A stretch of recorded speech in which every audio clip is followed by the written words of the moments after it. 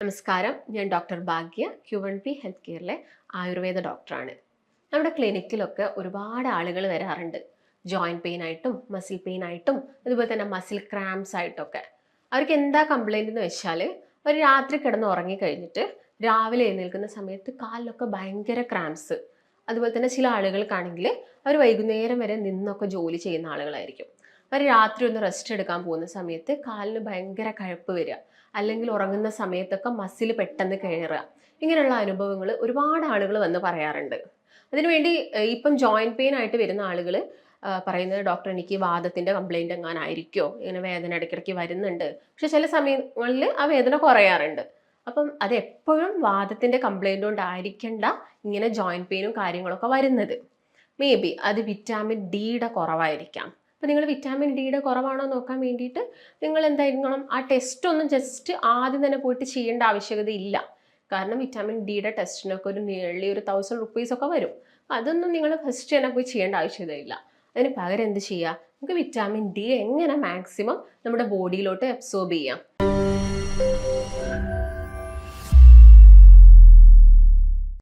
നമുക്ക് മെയിനായിട്ടും അറിയാം, ഒന്ന് സൺലൈറ്റ് ഒന്നുമാണ്, അതുപോലെ തന്നെ ഭക്ഷണത്തൊന്നും കിട്ടുന്നുണ്ട്.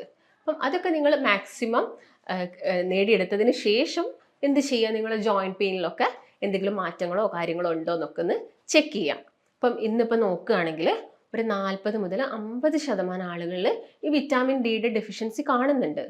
അതിനുള്ളൊരു മെയിൻ റീസൺ എന്താ, എല്ലാവരുടെയും ഇപ്പോഴത്തെ ഒരു യൂത്ത് ജനറേഷനെ നോക്കുകയാണെങ്കിൽ തന്നെ ഒട്ടുമിക്ക എല്ലാവരും നമ്മളൊരു റൂമിനുള്ളിൽ ഇരുന്ന ജോലിയാണ് നമുക്ക് ആ ഒരു 11 മണിക്ക് ശേഷമുള്ള വെയിൽ അല്ലെങ്കിൽ ഒരു 10 മണിക്ക് ശേഷമുള്ള വെയിലൊന്നും നമുക്ക് കൊള്ളാൻ പറ്റുന്നില്ല. ഒട്ടുമിക്ക ആളുകളും ഈ AC ഇരുന്നുള്ള ജോലിയാണ്. അപ്പം അതിൻ്റെ ഭാഗമായിട്ട് നമുക്ക് ഒരുപാട് ഡെഫിഷ്യൻസി വരുന്നുണ്ട്. അപ്പം എന്നാലും നമുക്ക് വെയിൽ കൊള്ളാൻ പറ്റുന്നില്ലെങ്കിൽ നമ്മൾ എന്ത് ചെയ്യണം, അതെങ്ങനെ നികത്തണം, നമ്മൾ ഭക്ഷണത്തിലൂടെ അത് എന്ത് ചെയ്യാൻ നോക്കണം, മാക്സിമം എടുക്കാൻ വേണ്ടിയിട്ട് ശ്രദ്ധിക്കണം. അതും നമ്മൾ കുറവാണ്. നമ്മൾ കൂടുതലായിട്ട് ഇപ്പോൾ ഫാസ്റ്റ് ഫുഡിനൊക്കെ ഡിപ്പെൻഡ് ചെയ്യുന്ന ഒരു കാലമായതുകൊണ്ട് തന്നെ അതും നമുക്ക് കിട്ടുന്നില്ല. അപ്പോൾ നിങ്ങൾ മെയിനായിട്ടും ശ്രദ്ധിക്കേണ്ടത് നമ്മുടെ ശരീരത്തിൻ്റെ പ്രതിരോധത്തിനാണെങ്കിലും ഇപ്പോൾ ബോണിൻ്റെ അതുപോലെ തന്നെ മസിലിൻ്റെ ഒക്കെ ഹെൽത്തിനാണെങ്കിലും അതുപോലെ തന്നെ ഹെയർ നോക്കുകയാണെങ്കിൽ അതുപോലെ തന്നെ നമ്മുടെ സ്കിന്ന് നോക്കുകയാണെങ്കിൽ ഇങ്ങനെയുള്ള എല്ലാ നമ്മുടെ ഹെയർ മുതൽ താഴത്ത് നമ്മുടെ കാല് വരെയുള്ള എല്ലാത്തിനും എന്ത് വേണം, വൈറ്റമിൻ ഡി ആവശ്യമായിട്ടുണ്ട്. അപ്പോൾ ഞാൻ നേരത്തെ പറഞ്ഞ പോലെ തന്നെ 2 രീതിയിലാണ് വൈറ്റമിൻ ഡി കിട്ടുന്നത്. വൈറ്റമിൻ ഡിനെ നമ്മൾ പറയുന്നത് സൺഷൈൻ വിറ്റാമിൻ എന്നാണ് പറയുന്നത്. കാരണം നമുക്കത് സണ്ണിൽ നിന്ന് കിട്ടുന്നുണ്ട്. സണ്ണിൽ നിന്ന് നമ്മുടെ സ്കിന്നിലോട്ട് അബ്സോർബ് ആയിട്ടാണ് വിറ്റാമിൻ ഡി ആയിട്ട് കൺവേർട്ട് ചെയ്യുന്നത്. അപ്പം ആദ്യം തന്നെ ഉള്ളത് സണ്ണിൽ നിന്ന് കിട്ടുന്നതാണ്. അതിനെ നമ്മുടെ ബോഡിയിൽ കൺവേർഷൻ ചെയ്യുന്നത് കൊളസ്ട്രോൾ ആണ്. രണ്ടാമതായിട്ട് കിട്ടുന്നത് പ്ലാന്റ്സിൽ നിന്ന് കിട്ടുന്നുണ്ട്. അതുപോലെ തന്നെ ഫിഷ് കോഡ് ലിവർ ഓയിൽ നിന്ന് കിട്ടുന്നുണ്ട്. അതുപോലെ തന്നെ നമുക്ക് ഇതിൽ നിന്ന് കിട്ടുന്നത് കൂണിൽ നിന്നൊക്കെ മഷ്റൂംസ് നിന്നൊക്കെ ഒരുപാട് വൈറ്റമിൻ ഡി കിട്ടുന്നുണ്ട്. അപ്പോൾ ഈ ഒരു രീതിയിൽ നിങ്ങൾ ശ്രദ്ധിച്ചിട്ട് വേണം എന്ത് ചെയ്യാൻ വേണ്ടിയിട്ട്, ഇതിൻ്റെ ഒരു അബ്സോർപ്ഷൻ നമ്മുടെ ബോഡിയിൽ കൂട്ടിയെടുക്കാൻ വേണ്ടിയിട്ട്. ഒട്ടുമിക്ക ആളുകളും എന്ന് പറയുന്ന ഒരു കംപ്ലൈൻ്റ് ആണ് എന്ത്, അവർക്ക് ഈ മസിൽ വല്ലാത്തൊരു പെയിൻ വരിക. അതായത് ചിലപ്പം ഒരു ഏരിയയിൽ പെയിൻ വരും, കുറച്ച് കാലം അത് നല്ല രീതിയിൽ കൂടുതലായിട്ട് നിൽക്കും, പക്ഷെ കുറച്ച് കഴിയുന്ന സമയത്ത് അത് കുറയും. ഇങ്ങനെ ഒരു കൂടുകയും കുറയുകയും ചെയ്യുന്ന പെയിനാണ് കൂടുതലായിട്ടും ഈ വിറ്റാമിൻ ഡിയുടെ ഡെഫിഷ്യൻസിയിൽ കാണുന്നത്. അതുപോലെ തന്നെ ജോയിൻറ്റ് പെയിൻ, ഈ ബോണിലൊക്കെ ഒരു പ്രിക്കിംഗ് ടൈപ്പ് ഓഫ് പെയിൻ, അതായത് ഒരു സൂചി കൊണ്ട് കുത്തുന്ന പോലത്തെ ഒരു രീതിയിലുള്ള പെയിനാണ് വിറ്റാമിൻ ഡി ഡെഫിഷ്യൻസിയിൽ വരുന്നത്. ഇപ്പം ഇത് ഞാൻ നേരത്തെ പറഞ്ഞ പോലെ തന്നെ തല മുതൽ കാല് വരെ, അതായത് നമ്മുടെ ഹെയർ ലോസ്, കണ്ടിന്യൂസ് ആയിട്ട് നിങ്ങൾക്ക് ഹെയർ ലോസ് ഉണ്ട്, ഒരു കുഴപ്പമില്ല, തൈറോയിഡോ ഒക്കെയാണ്, വേറെ പ്രശ്നങ്ങളൊന്നുമില്ല. അപ്പം നിങ്ങൾ ജസ്റ്റ് ഒന്ന് വിറ്റാമിൻ ഡി സപ്ലിമെൻറ്റ്സും കാര്യങ്ങളൊക്കെ ഒന്ന് എടുത്തു നോക്കുക. മേ ബി നിങ്ങളെ ഹെയർ ഫോള് കുറയും. അപ്പം അതൊരു കാര്യമുണ്ട്. അതുപോലെ തന്നെ നമ്മുടെ നെയിലിൻ്റെ ഹെൽത്തിന് വേണ്ടിയിട്ട്, നഖത്തിൻ്റെ ഒക്കെ ഹെൽത്ത്, ചില ആൾക്കാരുടെ നെയിലൊക്കെ കാണാറുണ്ട് വളരെ തിന്നായിട്ട് പെട്ടെന്ന് പൊട്ടിപ്പോവുക, അങ്ങനെയുള്ള കേസസ്. ഇപ്പോൾ ബോണിൻ്റെ കേസ് നോക്കുകയാണെങ്കിലും എല്ലിൻ്റെ കേസ് നോക്കുകയാണെങ്കിലും അങ്ങനെ തന്നെയാണ്. പെട്ടെന്ന് എല്ല് പൊട്ടിപ്പോവുക, ഓസ്റ്റിയോപോറോസിസ് വരിക, അല്ലെങ്കിൽ കുഞ്ഞുങ്ങളുടെ കേസൊക്കെ നോക്കുകയാണെങ്കിൽ റിക്കറ്റ്സ് വരിക, തിന്നായിട്ട് ബോൺ വളരെ തിന്നായിട്ട് ശരീരം വളഞ്ഞൊക്കെ പോകുന്ന കണ്ടീഷൻസ് നമ്മൾ ഒരുപാട് കാണാറുണ്ട്. അപ്പം ഇതിനൊക്കെ നമ്മുടെ പ്രശ്നം എന്ന് പറയുന്നത് വിറ്റാമിൻ ഡിയുടെ ഡെഫിഷ്യൻസിയാണ്. പിന്നെ ഞാൻ നേരത്തെ പറഞ്ഞ പോലെ തന്നെ വളരെയധികം ക്ഷീണം വരിക നമ്മുടെ ബോഡിക്ക്, നമുക്കൊന്നും ചെയ്യാൻ ഒരു മൂഡും ഇല്ല, എപ്പോഴും ഉറങ്ങണം എന്ന് തോന്നുക, ഇതൊക്കെ വിറ്റാമിൻ ഡിയുടെ ഡെഫിഷ്യൻസി ആവാം. അതുപോലെ തന്നെ അതായത് ഒരു എനർജി പ്രൊഡക്ഷന്, നമ്മുടെ ബോഡിയിൽ എനർജി പ്രൊഡക്ഷൻ ഉണ്ടാവണമെങ്കിൽ എന്ത് വേണം, വിറ്റാമിൻ ഡി ആവശ്യമായിട്ടുണ്ട്. അതുപോലെ തന്നെ നിങ്ങൾക്ക് ഇങ്ങനെ വല്ലാതെ ഡിപ്രഷനും കാര്യങ്ങളും ഒക്കെ വരിക, നിങ്ങൾക്ക് ഓൾറെഡി ടെൻഷനോ അങ്ങനെയൊന്നും അല്ല നിങ്ങൾ, പക്ഷെ നിങ്ങൾക്ക് എന്താണ് എപ്പോഴും ഒരു ഡിപ്രസ്ഡ് സ്റ്റേജിലാണ് നിങ്ങളെങ്കിൽ മേ ബി അത് വിറ്റാമിൻ ഡിയുടെ കുറവായിരിക്കാം. കാരണം നമ്മുടെ ഇപ്പോൾ തലയുടെ കേസൊക്കെ നോക്കുകയാണെങ്കിൽ മസ്തിഷ്കത്തിലെ ഓരോ സെൽസിൻ്റെ ഗ്രോത്തിനും അതിൻ്റെ ഡെവലപ്മെൻറ്റിനും ഒക്കെ എന്ത് വേണം? വിറ്റാമിൻ ഡി വേണം. അപ്പം അത് കുറഞ്ഞു കഴിഞ്ഞാലും നമുക്ക് ഇങ്ങനെയുള്ള ബുദ്ധിമുട്ടുകളൊക്കെ വരാം. അതുപോലെ തന്നെ ഇപ്പം നമ്മുടെ ബോഡിയിൽ റിക്കറൻ്റ് ആയിട്ട് ഇൻഫെക്ഷൻസ് വരിക, ഇടയ്ക്കിടയ്ക്ക് നിങ്ങൾക്ക് ഇൻഫെക്ഷൻസ് വരുന്നുണ്ട്, അലർജി കംപ്ലയിൻസ് വരുന്നുണ്ട്, സ്കിന്നിൽ കംപ്ലയിൻസ് വരുന്നുണ്ട്, അതൊക്കെ ഒരു പക്ഷേ എന്തായിരിക്കാം? വിറ്റാമിൻ ഡിയുടെ കുറവായിരിക്കാം. അതുപോലെ തന്നെ ചില കുഞ്ഞുങ്ങളുടെ കേസൊക്കെ നോക്കുകയാണെങ്കിൽ അവരുടെ തല എപ്പോഴും ഇങ്ങനെ വേർത്തുകൊണ്ടിരിക്കും. ചില ആളുകൾ, വലിയ ആളുകളുടെ അഡൾട്ട്സിൻ്റെ കേസ് നോക്കുകയാണെങ്കിലും അവരുടെ തല എപ്പോഴും ഇങ്ങനെ വേർത്തുകൊണ്ടിരിക്കും. അതൊക്കെ ചിലപ്പോൾ എന്താവാം? വൈറ്റമിൻ ഡിയുടെ കുറവാവാം. അതിൻ്റെ ആ ഒരു സപ്ലിമെൻറ്റ്സ് കറക്റ്റായിട്ട് കിട്ടിയാൽ ചിലപ്പം അത് കംപ്ലീറ്റ് ആയിട്ട് ഓക്കെ ആവും.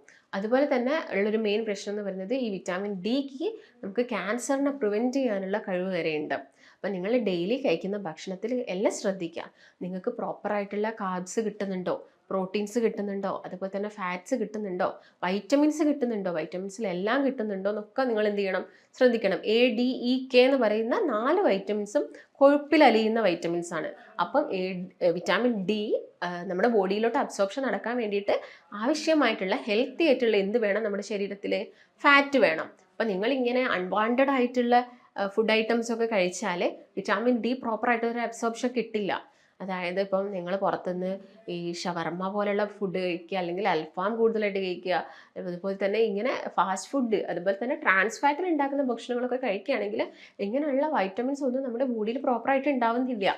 എന്നിട്ടോ എന്തെങ്കിലും അസുഖം വരുമ്പം നേരെ നമ്മളൊരു ഡോക്ടറെ അടുത്ത് പോയിട്ട് വെറുതെ അനാവശ്യമായിട്ട് ഓരോ മെഡിസിൻസ് കഴിക്കുക. അതിൻ്റെ ആവശ്യകതയൊന്നുമില്ല. അപ്പം നിങ്ങൾ ശ്രദ്ധിക്കുക, എന്തൊക്കെ കുറവാണ് എനിക്ക് വരുന്നത്, ഈ ഡെഫിഷ്യൻസിയൊക്കെ എനിക്ക് ഉണ്ടോ എന്നൊക്കെ നമ്മളൊന്ന് ആദ്യം ചിന്തിക്കുക എപ്പോഴും ഒരു ഡോക്ടറെ അടുത്ത് പോകുന്നതിന് മുൻപ്. എന്നിട്ടും നിങ്ങൾ ഇങ്ങനെയുള്ള കാര്യങ്ങളും സപ്ലിമെൻറ്റ്സ് ഒന്നും എടുത്തിട്ടും യാതൊരു മാറ്റവും ഇല്ലെങ്കിൽ മാത്രം എന്ത് ചെയ്യുക? ഒരു ഡോക്ടറെ കൺസൾട്ട് ചെയ്യാൻ വേണ്ടിയിട്ട് ശ്രദ്ധിക്കുക.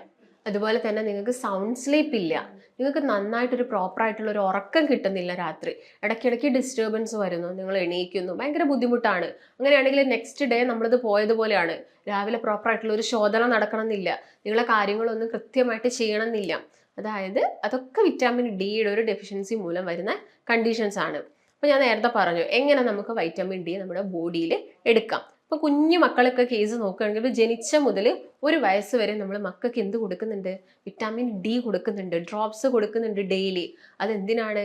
ആ കുഞ്ഞു കുട്ടികളെ കേസ് നോക്കുകയാണെങ്കിൽ അവർക്ക് നമുക്ക് സപ്ലിമെൻറ്റ്സ് കൊടുക്കാൻ പറ്റത്തില്ല, ഭക്ഷണത്തിലൂടെ ആണെങ്കിലും കൊടുക്കാൻ പറ്റത്തില്ല, പിന്നെ സൺഷൈൻ ആണെങ്കിലും നമുക്ക് ഓവറായിട്ട് അവരെ കൊള്ളിക്കാൻ പറ്റില്ല. പിന്നെ കിട്ടുന്നത് അമ്മേൻ്റെ മുലപ്പാലിലൂടെയാണ്. അതിൻ്റെ കൂടെ തന്നെ എക്സ്ട്രാ ആയിട്ട് വേണ്ടത് അവരുടെ ഗ്രോത്തിനും ബോണിൻ്റെ ഡെവലപ്മെൻറ്റിനും എല്ലാത്തിനും വേണ്ടത് എന്താണ്? വിറ്റാമിൻ ഡി ആണ്. അപ്പം അതിന് വേണ്ടിയിട്ടാണ് നമ്മൾ ആ ഒരു ഡ്രോപ്സ് കുഞ്ഞുങ്ങൾക്ക് വേണ്ടി കൊടുക്കുന്നത്. അതുപോലെ തന്നെ ഇപ്പം വലിയൊരു കുട്ടികളുടെ കേസ് നോക്കുകയാണെങ്കിലും കുട്ടികൾക്ക് ഈ പല്ല് പെട്ടെന്ന് പൊട്ടിപ്പോവുക, പല്ലിൽ പുഴു വരിക, അതുപോലെ തന്നെ അവർക്ക് ജോയിൻറ്റിലൊക്കെ പെയിൻ വരിക. എന്തുകൊണ്ടാണ്? ഇപ്പം കുഞ്ഞുങ്ങളൊക്കെ പുറത്ത് പോയിട്ട് കളിക്കുന്നത് ഒരുപാട് കുറവാണ്. എല്ലാവരും വീടിനുള്ളിൽ ഒരു ടിവിയോ അല്ലെങ്കിൽ ഒരു ഫോണോ വെച്ചിരിക്കുക. അപ്പം അതുകൊണ്ടൊക്കെ അവർക്ക് ഈ വിറ്റാമിൻ ഡി കിട്ടുന്നതൊക്കെ വളരെ കുറവാണ്. ബാക്കിയുള്ള വൈറ്റമിൻസൊക്കെ അവർ ചിലപ്പം ഒരു പക്ഷേ ഭക്ഷണത്തിലൂടെയൊക്കെ എടുക്കുന്നുണ്ടാവും. പക്ഷേ സൺഷൈനിൽ നിന്ന് കിട്ടുന്ന വിറ്റാമിൻ എന്ന് പറയുന്നത് വിറ്റാമിൻ ഡി ആണല്ലോ, അത് ഇന്ന് ആളുകൾ ഒരുപാട് കുറവാണ്. കാര്യങ്ങളൊക്കെ നിങ്ങളെ കുട്ടികളിലും കുഞ്ഞുങ്ങളിലൊക്കെ പ്രത്യേകം തന്നെ ശ്രദ്ധിക്കാൻ വേണ്ടി നോക്കുക. അതുപോലെ തന്നെ ഭക്ഷണത്തിൻ്റെ കേസ് നോക്കുകയാണെങ്കിൽ കൂടുതലായിട്ട് ഞാൻ നേരത്തെ പറഞ്ഞുള്ളത് ഫിഷിലാണ്. അതും നമ്മുടെ ചെറിയ മത്സ്യങ്ങളിൽ omega-3 ഫാറ്റി ആസിഡ്സ് കൂടുതലാണ് ഇതിൽ. അതായത് നമ്മുടെ മത്തി, അയല, ചൂര പോലുള്ള ചെറുമീനുകളിലാണ് കൂടുതലായിട്ടും omega-3 ഫാറ്റി ആസിഡ്സും അതുപോലെ തന്നെ വിറ്റാമിൻ D3 ഉള്ളത്. അതുപോലെ തന്നെ പ്ലാന്റ്സിൻ്റെ കേസ് നോക്കുകയാണെങ്കിൽ മഷ്റൂമിൽ ധാരാളമായിട്ട് വിറ്റാമിൻ D2 ഉണ്ട്. അതും നിങ്ങൾക്ക് കിട്ടുന്ന പോലെ മാക്സിമം എടുക്കാൻ വേണ്ടി ശ്രദ്ധിക്കുക. ഇതിൻ്റെ കൂടെ തന്നെ എന്ത് ചെയ്യുക? ചീര അതുപോലെ തന്നെ മുരിങ്ങയുടെ ഇല, ഇങ്ങനെയുള്ള ഇലക്കറികൾ കഴിക്കുക. അതോടൊപ്പം തന്നെ പാലുൽപ്പന്നങ്ങളും കഴിക്കാൻ വേണ്ടി നോക്കുക. പാലെന്നൊക്കെ പറയുന്ന സമയത്ത് ഇപ്പം നമുക്കറിയാം ഈ പാക്കറ്റ് പാലുകളിലൊക്കെ ഒരുപാട് മായങ്ങളൊക്കെ വരുന്നുണ്ട്. അതിന് പകരം മാക്സിമം എന്ത് ചെയ്യുക? നമുക്കിപ്പം നമ്മുടെ അടുത്തൊക്കെ നാടൻ പശുവിൻ്റെ പാലൊക്കെ കിട്ടുകയാണെങ്കിൽ അതാണ് ഏറ്റവും ബെറ്റർ. കുഞ്ഞുങ്ങൾക്ക് കൊടുക്കുന്ന സമയത്ത് നിങ്ങളത് ശ്രദ്ധിക്കുക. കുഞ്ഞുങ്ങൾക്ക് കൊടുക്കുന്ന സമയത്ത് കുറച്ച് മഞ്ഞൾപ്പൊടിയൊക്കെ ആഡ് ചെയ്ത് കൊടുക്കുകയാണെങ്കിൽ അത്രയും നല്ലതാണ്. അപ്പം അങ്ങനെയുള്ള കാര്യങ്ങൾ നോക്കുക. തൈരെടുക്കുക, മോരെടുക്കുക, അതുപോലെ തന്നെ പാലിൻ്റെ ഉൽപ്പന്നങ്ങൾ. ഇപ്പോൾ പനീർ ഇഷ്ടപ്പെട്ട ആളുകളുണ്ടാവും, അങ്ങനെയുള്ള ആളുകളാണെങ്കിൽ അത് കഴിക്കുക, യോഗട്ട് കഴിക്കുക. ഇങ്ങനെയുള്ള കാര്യങ്ങളൊക്കെ നിങ്ങളെ ഭക്ഷണത്തിൽ മാക്സിമം ഇൻക്ലൂഡ് ചെയ്യാൻ വേണ്ടിയിട്ട് ശ്രദ്ധിക്കുക.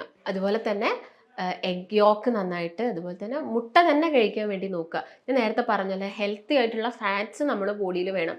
ഹെൽത്തി ഫാറ്റിൽ ഇൻക്ലൂഡ് ചെയ്യുന്നതാണ് എന്തൊക്കെ? മുട്ട, പാല്, നെയ്യ്, വെണ്ണ, ചീസ്, ഇതൊക്കെ നമ്മൾ കഴിക്കുക. ഇതിൻ്റെ കൂടെ തന്നെ നിങ്ങൾ കുറച്ച് എന്ത് കഴിക്കുക? ഡ്രൈ ഫ്രൂട്ട്സും കൂടി എടുക്കുക. അത് തന്നെ പ്രത്യേകം പറയുന്നത് ആൽമണ്ട് കഴിക്കുക, കാഷ്യൂനട്ട് കഴിക്കുക, അതുപോലെ തന്നെ വാൾനട്ടൊക്കെ കഴിക്കുക. ഇതൊക്കെയാണെങ്കിലും ദിവസവും അതിനൊരു ലിമിറ്റഡ് ആയിട്ടുള്ള എണ്ണ ഉണ്ട്. നിങ്ങൾ ഒരുപാട് വാരി വലിച്ച് കഴിക്കാൻ പാടില്ല. ഇതിൻ്റെ കൂടെ തന്നെ നിലക്കടല ഡെയിലി നിങ്ങളുടെ ഭക്ഷണത്തിൽ ഇൻക്ലൂഡ് ചെയ്യാൻ വേണ്ടി ശ്രദ്ധിക്കുക. അതുപോലെ തന്നെ ഓയിലിൻ്റെ കേസൊക്കെ നോക്കുകയാണെങ്കിൽ വെർജിൻ കോക്കനട്ട് ഓയിൽ ഉപയോഗിച്ചിട്ട് ഭക്ഷണമൊക്കെ പാകം ചെയ്യുക. അല്ലെങ്കിൽ ഒലീവ് ഓയിൽ നിങ്ങൾക്ക് അത് കിട്ടുന്നുണ്ടെങ്കിൽ മാക്സിമം ഒലീവ് ഓയിലൊക്കെ നമ്മുടെ ഭക്ഷണത്തിൽ ഇൻക്ലൂഡ് ചെയ്യാൻ വേണ്ടിയിട്ട് ശ്രദ്ധിക്കാം. ഇതൊക്കെയാണ് നിങ്ങൾ മെയിനായിട്ടും ശ്രദ്ധിക്കേണ്ട പ്രധാനപ്പെട്ട കുറച്ച് കാര്യങ്ങൾ.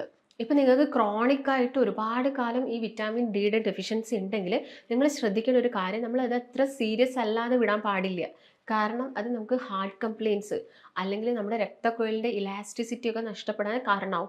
ഹൈപ്പർ ടെൻഷൻ വരാം, BP വരാം. പിന്നീട് നമുക്കറിയാം ഇങ്ങനെയുള്ള കണ്ടീഷൻസ് വന്നാൽ നമ്മുടെ കിഡ്നിക്ക് പ്രശ്നമാണ്, നമുക്ക് സ്ട്രോക്ക് വരാം. അങ്ങനെയുള്ള പല കണ്ടീഷൻസും ഉണ്ട്. അപ്പോൾ വിറ്റാമിൻ ഡി എന്ന് പറയുന്നത് എപ്പോഴും പ്രോപ്പറായിട്ട് ആ ഒരു നോർമൽ റേഞ്ചിൽ, നമുക്കറിയാം അത് 20-ന് താഴത്ത് പോകാൻ പാടില്ല, 20-ൻ്റെ മുകളിലായിരിക്കണം എപ്പോഴും ഉണ്ടാവേണ്ടത്.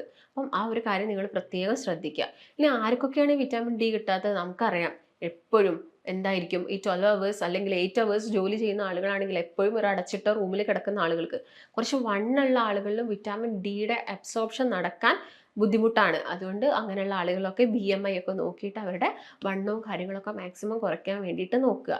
അതുപോലെ തന്നെ കുറച്ചൊരു ഏജ് ആവുന്ന സമയത്ത്, നമുക്ക് കുറച്ച് പ്രായമാവുന്ന സമയത്ത് വിറ്റാമിൻ ഡിയുടെ അബ്സോർപ്ഷൻ എന്ന് പറയുന്നത് കിട്ടാൻ കുറച്ച് പാടാണ്. അപ്പോൾ സൺഷൈൻ നമ്മൾ വെയിൽ കൊള്ളുന്നുണ്ടെങ്കിൽ ഒരു 10 മുതൽ 20 മിനിറ്റ് വരെ നിങ്ങളെ കൈക്കും അതുപോലെ തന്നെ കാലിനൊക്കെ മാക്സിമം കൊള്ളാൻ വേണ്ടി ശ്രദ്ധിക്കുക. ഡയറക്റ്റ് നമ്മുടെ ഫേസിലോട്ടൊന്നും വെയിലടിക്കേണ്ട ആവശ്യകതയില്ല. കൈ കാലുകൾക്ക് മാക്സിമം കൊള്ളാൻ വേണ്ടിയിട്ട് ശ്രദ്ധിക്കുക. അതുപോലെ തന്നെ കുറച്ച് ഡാർക്ക് കളേർഡ് ആയിട്ടുള്ള ആളുകളിലും വിറ്റാമിൻ ഡിയുടെ അബ്സോർപ്ഷൻ കുറയാനുള്ള ചാൻസസ് ഉണ്ട്. അതുപോലെ തന്നെ നിങ്ങൾ ഒരുപാട് പ്രൊഡക്റ്റൊക്കെ നിങ്ങളുടെ ഫേസിലൊക്കെ ഉപയോഗിക്കുന്ന ആളുകളാണെങ്കിലും, ആ ഒരു ഇൻ കേസ് നിങ്ങൾ വെയിലൊക്കെ കൊള്ളുന്ന ആളുകളാണെങ്കിലും അത് അബ്സോർപ്ഷൻ നടക്കാൻ ചാൻസ് കുറവാണ്. എങ്കിലും നിങ്ങളുടെ കയ്യിലും കാലുകളിലൊക്കെ മാക്സിമം കൊള്ളിക്കാൻ വേണ്ടിയിട്ട് ശ്രദ്ധിച്ചാൽ മതി. അപ്പോൾ നിങ്ങൾക്ക് എന്തെങ്കിലും സംശയം ഉണ്ടെങ്കിൽ താഴെ കാണുന്ന നമ്പറുമായിട്ട് ബന്ധപ്പെടുക. വിറ്റാമിൻ ഡി ഉള്ള ഭക്ഷണങ്ങൾ നിങ്ങൾ കഴിച്ചിട്ടും നിങ്ങൾ ബോഡിയിൽ വിറ്റാമിൻ ഡിയുടെ അബ്സോർപ്ഷൻ ഒന്നും നടക്കുന്നില്ല, അല്ലെങ്കിൽ എന്നിട്ടും കുറവാണെങ്കിൽ മാത്രം നമുക്ക് എന്ത് ചെയ്യണം? സപ്ലിമെൻറ്റ്സും കാര്യങ്ങളും കഴിക്കണം. അപ്പം നമുക്ക് മറ്റൊരു നല്ല ഹെൽത്ത് ടോപ്പിക്കുമായിട്ട് വീണ്ടും കാണാം. നന്ദി.